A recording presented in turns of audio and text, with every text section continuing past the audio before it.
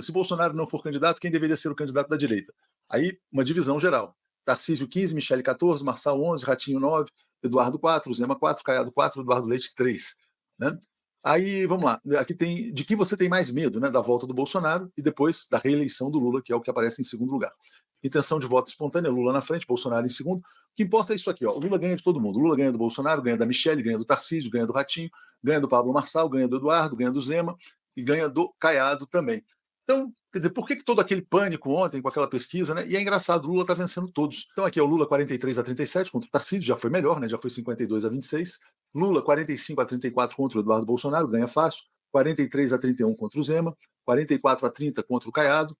Ele também tem o maior potencial de voto aqui, ó, em março de 25, 41-39, Tarcísio, quer dizer, cada um, essa é o azulzinho que importa aqui, petismo e antipetismo. Olha só, vocês consideram antipetista? 30% dos brasileiros são os antipetistas, 67% dizem que não. É um bom dado, né? Porque foi o antipetismo que destruiu o Brasil, foi o antipetismo que instalou o nazifascismo bolsonarista no país.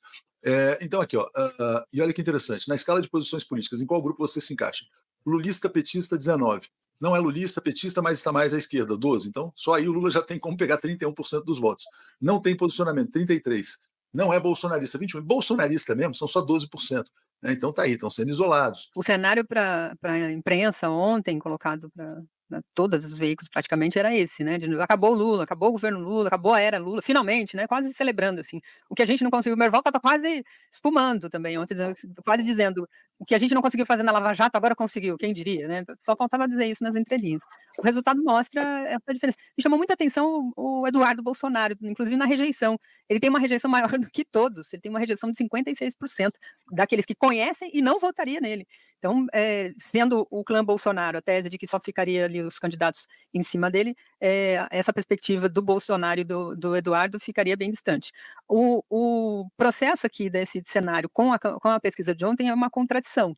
Né? Se o Lula não consegue movimentar suas peças e faz um governo desastroso, ele, ainda com tudo isso, e com esse cenário que supostamente mostra a pesquisa, ele se mantém, isso sendo 1 ano e meio, 1 ano e 8 meses antes da campanha, isso mostra que essa tese da pesquisa anterior tem algum um pedaço ali que está faltando, alguma conexão que está faltando.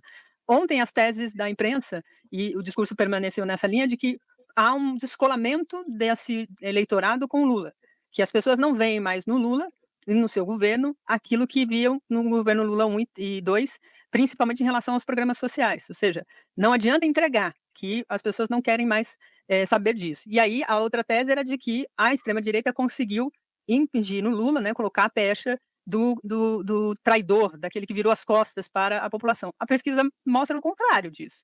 Né? Diante de um cenário que seria tão devastador e tão afastado da população, esse cenário mostra essas contradições. E quando vai ver os candidatos, que supostamente seriam aí, principalmente o Tarcísio, esse candidato não se sustenta, é o que tem menor ali ainda a projeção. O Bolsonaro consegue ainda se manter como esse candidato, e isso ele vai usar bastante esses dias, próximos dias em cima disso, mas acho que tem pouco efeito. Lula é forte, tem o que entregar, está sendo intensificada por meio de pesquisas e também de agendamento midiático, um cenário que, vamos dizer assim, rebaixa o presidente, que tenta colocar o presidente Lula e o seu governo nas cordas, né? Isso tudo, vamos dizer assim, obviamente que tem elementos da realidade, ou seja, tem uma parte dos preços dos alimentos, tudo aquilo, energia, mas há uma superlativização midiática em relação a esses temas que atingem o governo, né? Tanto em você omitir determinadas ações que causam impacto social, quanto aumentar determinados assuntos que potencializam o desgaste para o governo. Essa pesquisa, eu acho que ela ainda é um rescaldo, como a Daiane colocou, tem muitas coisas que não se encaixam ali, né? Se a gente for analisar criteriosamente. E pesquisas também dependem muito de quem... Quando você escolhe a pergunta, gente, você já toma um partido, né? Então, assim, tal imparcialidade, essa coisa toda, nenhum interesse por trás, isso não existe. Uma coisa é não gostar do governo Lula, outra coisa é votar no Lula. O cara pode não gostar do governo Lula, mas ele vê o Lula frente ao Tarcísio, não, prefiro o Lula. Então não há uma contradição.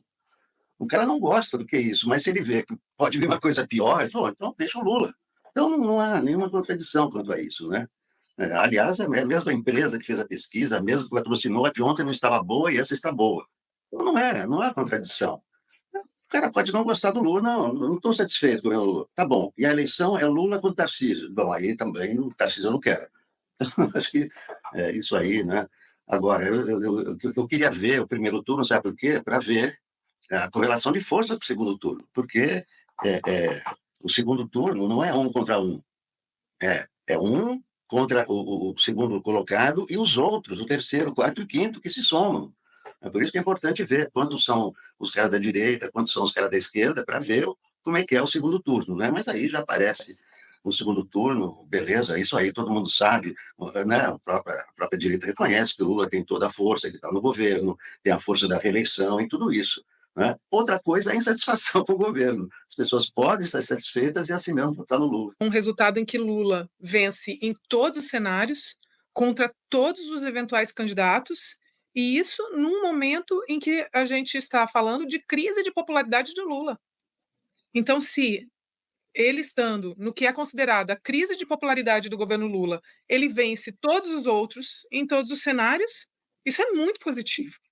E nós estamos também no mesmo dia em que nós estamos anunciando uma guinada, uma virada de chave. Não, essa crise de popularidade, eu acredito, ela não vai permanecer, Léo.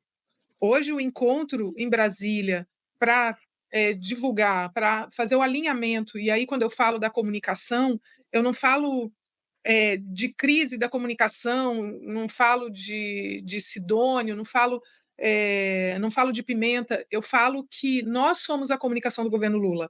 Nós, a comunidade 247, é a comunicação do governo Lula. As pessoas que apoiam Lula são a comunicação do governo Lula, e nós precisamos conhecer melhor os feitos do governo Lula. Era nesse sentido que eu falava antes. Hoje vai se dar uma virada. A expectativa do governo é que hoje seja uma data de mudança na popularidade do governo, que a popularidade comece a crescer, que as pessoas saibam defender melhor as ações do governo Lula. Também existe o enfrentamento à alta do preço dos alimentos, isso vai ter consequências positivas em algum momento, espero que breve. Mas se nós estamos no ápice da crise de popularidade do governo Lula e o Lula vence em todos os cenários, eu só posso imaginar que isso é muito positivo, porque mesmo com a crise de popularidade, ele ainda é a escolha do povo brasileiro, mas ele não vai permanecer nessa crise de popularidade. Essa crise de popularidade tende a ser superada. O discurso de ontem da mídia, de dizer que o Lula acabou, essa pesquisa desmonta. Aonde estão os quês? Né? Seria na economia, os alimentos? Acho que pode ser uma parte. Mas tem um outro processo que eu acho que a gente ainda não se debruçou, que é a questão da violência. De como esse ambiente da violência tem se refletido também nessa perspectiva da pesquisa. Dentro das principais preocupações que tem o brasileiro, a violência está no primeiro lugar. E essa preocupação, o governo também tem feito movimentos que têm sido refreados pelos governos. Mas a conta da violência, a conta dessa situação, e inclusive a conta que essa extrema-direita joga para ser cobrada, é no governo federal. Apesar de todos os movimentos que o governo federal tem tentado fazer para justamente entrar nessa pauta.